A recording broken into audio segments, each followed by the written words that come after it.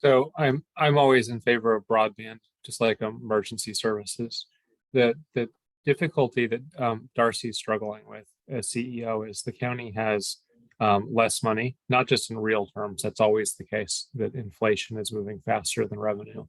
But even in absolute dollars, there's less money next year. That's applying the ARPA one-time funds, millions. The following year is going to be even more painful. This county is on a decline in revenue. So it's a tough environment to be creating new positions, even where there's all the justification in the world. We know we need it. The only way to do it is to cut something else. And the public safety departments are already lean to the point that wages are low enough that we have people leaving and not people applying. So looking for outside funding for this is really key. I hope it happens too, but I have a hard time asking Darcy to go higher when we don't have the dollars to actually pay. Thank you. I agree with that. I mean, the outside funding and the staff, I know people think there's a lot of folks out there that are unemployed, but at the moment we know there's a 3.5% unemployment rate. That includes everybody from 16 to 65 in Mendocino County. That's only 1,200 people. And if you look nationally, there's 11 million jobs for 7 million workers. So there's more jobs than there are workers currently. Steve, I just had Steve Dunnicliffe in here with me, and we were kind of talking about, how to juggle this if we needed to do it. We would definitely need outside funding and some additional resources as far as staffing. And Kathy has her hand. Yeah. Thank you, Darcy. So I'm just thinking, is there a way that we could define this for a certain term, 5 years, with certain characteristics of the job, and somehow run it as a foundation exclusion, not part of the county's budget? I'm just throwing it out there. It's just a rhetorical question, no answer, but maybe there's some different foundation way to approach this issue for the short or long term. I agree. There might be the we can look into the possibility of whether or not contracted services could be a piece of this, so that it's not necessary, it's the county applying, but they're managing the funds for staffing to help manage, which could be contracted services. So we can look into that as a potential option as well. I hope creativity comes into play in all this. Let's go ahead, because I'm just looking at TikTok the clock. California Affordable Connectivity Program. All right, thank you. So the California Affordable Connectivity Program is a $30 subsidy for low-income and eligible households to augment their broadband bill, or their cable, rather, telephone bill. I mean, it could be a cell phone or a incumbent provider of broadband services. It was formerly known as the EBB, or Emergency Broadband Benefit Program, but has now been made permanent as a $30 supplement, whereas it was a $50 supplement previously. It also offers a $75 subsidy to tribal members. So just I think that they're encouraging full subscription, and have a goal of getting 90% of the eligible households to subscribe. And currently, Mendocino County is hovering around 8% of the eligible population has applied and is receiving the $30 subsidy. And that amounts to, by my calculations, about $5 or $6 million annually. And if with help promoting it, if we reach the 90%, it would really be like $6 million a month that would be that would be a cost savings to low-income households around the county, and therefore would be free to spend in other ways. So it's, 5 million a month or 6 million a month, $60 million in a year could be, people would have that available for spending on food and other necessities. Kathy has her hand up, but that might be residual, and Brian has his hand up. Yeah, thank you. So this program, you say permanent, as in perpetuity, or is there a time frame on how much this $30 subsidy will be available?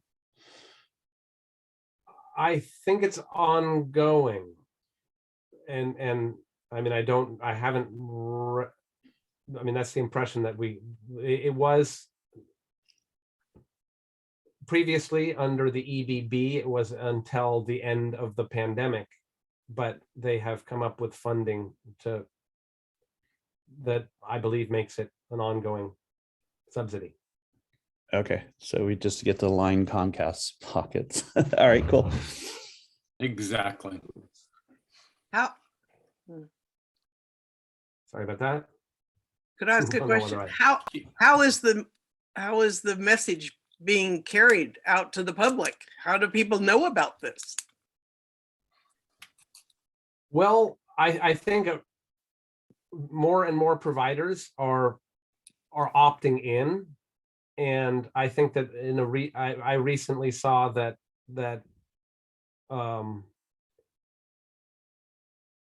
I mean, to this point, there hasn't been a whole lot of publicity generated from Mendocino County, but that is part of what the next item on the agenda, scope of work, promotion of the Affordable Connectivity Program was actually part of the contract that was renewed between the County of Mendocino and the Community Foundation to do some of the outreach.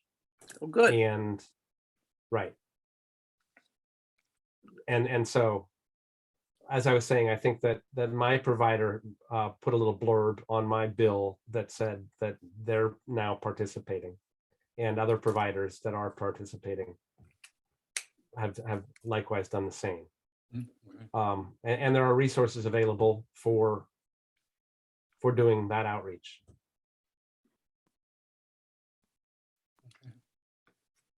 Are there any questions? Mike has his hand raised. Go ahead. Mike. Yes, in Sonoma County, the Board of Supervisors on their weekly newsletters that go out to their constituents have also promoted the ACP issue. So it is, we're getting a good play on it here in Sonoma County. I don't know if Calvin has the percentage of adoptees that have actually signed up for ACP here, but at least we're promoting it through the supervisors' weekly newsletters. That concludes my comment.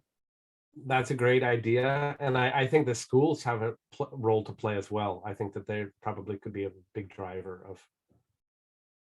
of adopters. Likewise, I mean, I've suggested that West Business Development Center might, after the conclusion of the Community Foundation's participation with the current dollars that the county is making available, organized, as well as North Coast Opportunities. I think that when any organization that has a large mailing list of low-income people, we should help them to brand the Affordable Connectivity Program on their emails and websites and paper mail. I see Michelle has her hand raised. Well, Go just ahead, an idea.